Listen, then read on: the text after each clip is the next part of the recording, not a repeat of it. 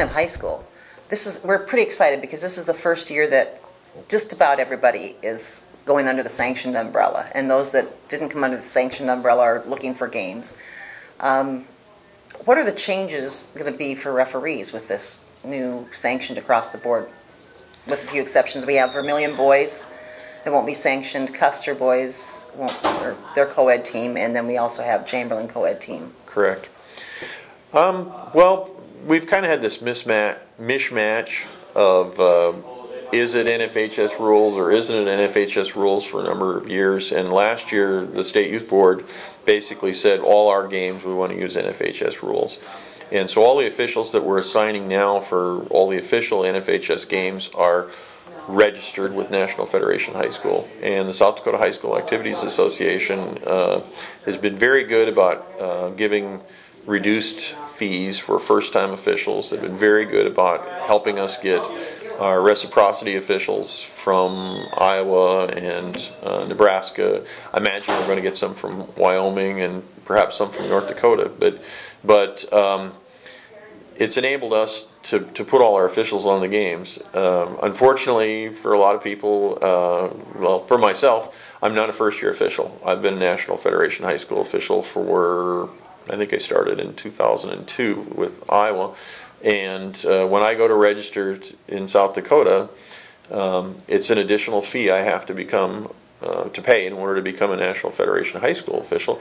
But the game fees for the officials are considerably higher than your youth recreational games, and likewise for college games. You pay a membership fee just like we do to register for any referee activity, and the game fees are higher for high school and college, and so the officials make those fees back, but convincing people that they need to pay $55 or $75 or $150 to register for this level of game or not,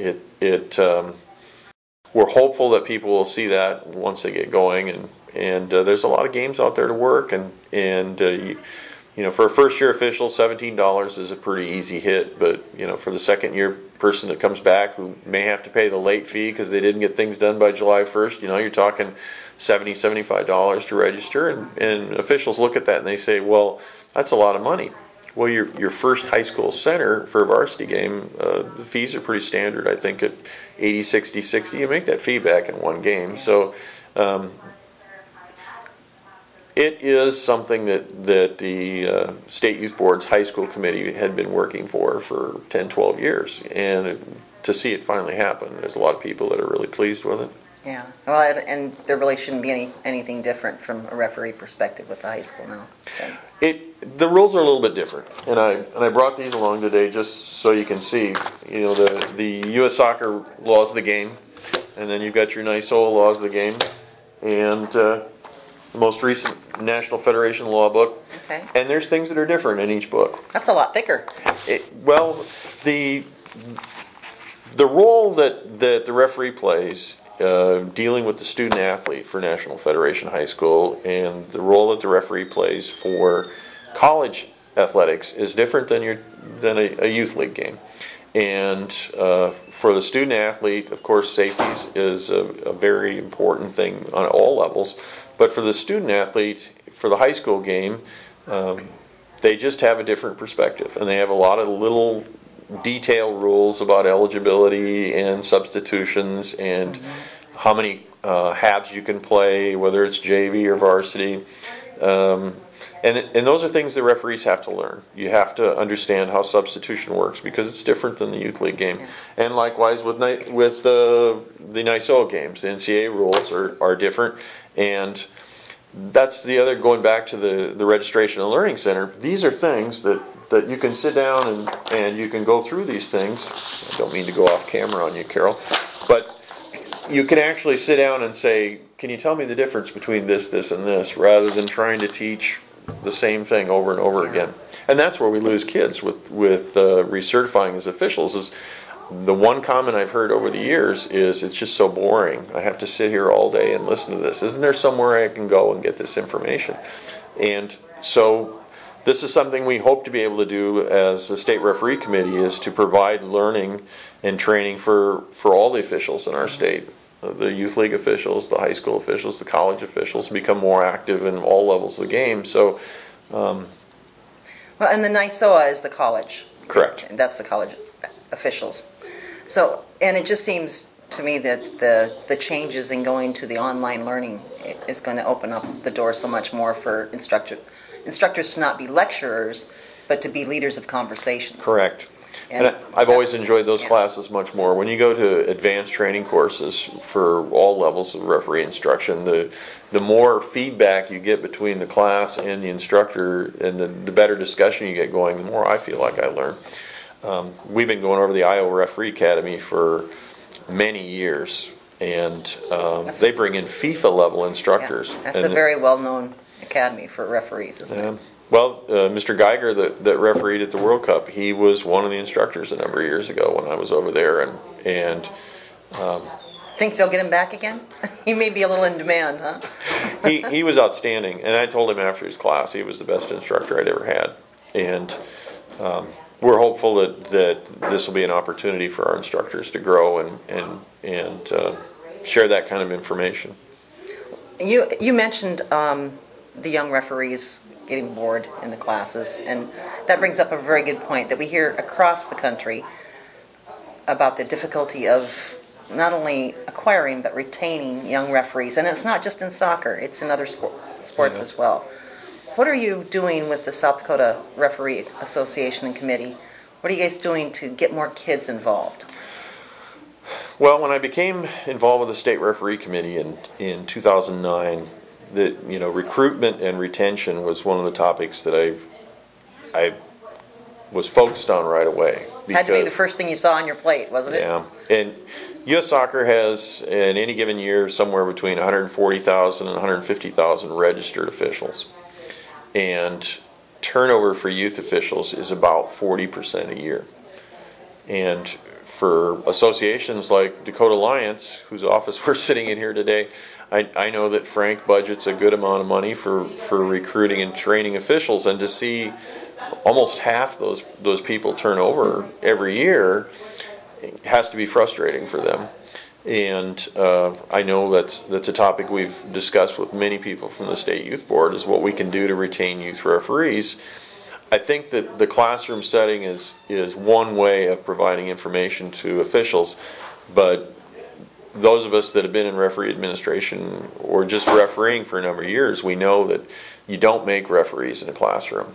It's on the field and field training and game experience that makes for officials and better officials. So actually having somebody at the site to see the officials working games and making suggestions and supervising and making sure that there's somebody there to intercede when situations come up is an important part of keeping youth referees. I think the topic of referee abuse is one that can be overblown, but if you're a 13-year-old kid out doing a U10 game and a coach screams at you because you got a throw-in wrong, the likelihood of that kid coming back every weekend and putting up with that becomes less and less when you don't have somebody there to say, hey, you did good, don't worry about it. The other part of on-site supervision is there are times when somebody actually needs to go over and say, look, you need to calm down or we're going to call the police. And I know here at the Dakota Alliance tournament a few years ago, we had a coach on a U9 game berated a 12, 13-year-old little girl on a game to the point where she was in tears and she walked away because, and I was in the tent and I went out in a cart and I watched this and I thought, how can an adult do this to a kid on a U9 game where they're not even keeping score? Yeah. And it kind of dawned on me at that point that, really one of us should have been at the fields and we should have interceded at some point before that. So we ran all these ideas around at the state committee level, and we decided to put some money into mentoring and field supervision. And I believe Spearfish was the first place where Chad and Mike, they had a matching money agreement where they sent some mentors out and did some things. This past spring, we sent mentors out to a tournament and peer, all the Champions League games at the various venues, some of the Dakota Challenge events. We had mentors and assessors there just going around and watching kids and giving them feedback and support.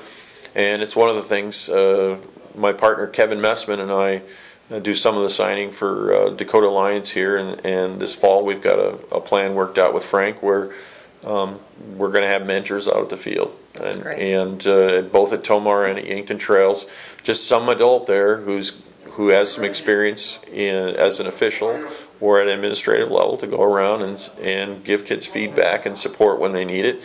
The idea is that letting them know they're not alone, huh? Let them know they're not alone. And years ago, Sioux Falls Soccer had a very good mentorship program, but we all get busy, and I think all the associations around the state would agree that just getting your games covered feels like an accomplishment. Mm-hmm. But once you get a kid out on a game, you can't just leave them alone and say, here you go. Yeah. I mean, there needs to be something there. I mean, it's like the first time you put a kid out to mow the lawn, you just don't give them a power tool and say, have at it. I mean, there's something that goes along with that, and I think that's the part we've missed, which is the mentoring and the support. And so, well, you know, any employer or manager understands the value of retaining an employee that's been trained. Correct. And even though a lot of these are young kids we're talking about, they're still the contract employee.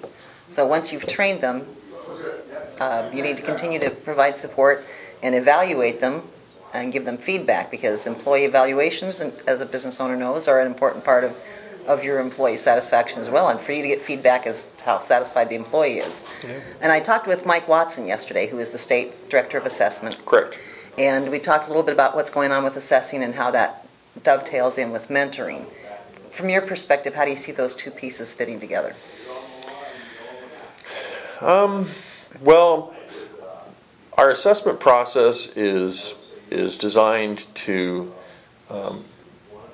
give feedback and provide the referees an opportunity to upgrade and exceed with accurate information on how they can get better.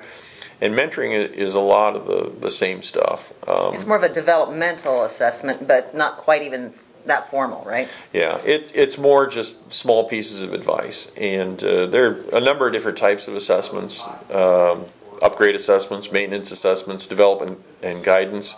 And mentoring is perhaps at a level not necessarily below, but at a more, I saw this and you did a good job. Or try this next time. A little less formal. Yeah. And the assessors have a much more formal system of rating and giving scores and grade expectations and those sorts of things. But mentoring is mostly just going out and providing some feedback and support so that if somebody's having a tough day, there's somebody there to lean on. Well, and there's referee assessment. As an assessor, you go through a training process for that, correct? Correct. I visited with Mike briefly about a mentoring training program. Are you guys talking about that? He seemed to think that was something that may be in the works down the road. Yeah, they've got a number of different programs going on, and I don't know. I'm very blessed that I have a very good staff, and they've got a lot of ideas going on, but I don't always know at what level they're at. Maybe I spilled the beans a little early on that one. Well, Mike, forgive me if I tipped your hat too early there. It doesn't surprise me if Mike has some plans going on, and that's a good thing. I worked for a micromanager my last 15 years that I worked for the court system, and I don't always know what the right thing to do is, but I know what the wrong thing to do is. And when I became the SRA, I recruited good people, and I've been trying to encourage them to take this project and run with it. Mm-hmm. What they do may not be my fault, but it is my responsibility to oversee those programs. But there are really some great people working for the state referee committee as volunteers, and that's the one thing that our referee community and the soccer community needs to understand, is that all 17 members of the state referee committee are volunteers, many of whom have full-time jobs and families, and they don't have the time that I do because I'm a semi-retired person. But most of the members of the state referee committee are also traveling and working officials. Mm-hmm. And That's one of the reasons why I've got a great data plan on my phone, because I can assign officials while I'm on the road. Yeah. Kevin and I go down the road to do college games, and one of us will be on an iPad or the phone working on games while the other one's driving. And so the technology has enabled us to work around our referee careers. And Well, and you've surrounded yourself with qualified people. I hope so. You get together and you do your training, and it's just like the game itself. We say that it's the player's game. Once you get your people trained and they know what to do, gotta let them play the game out, right? That's true.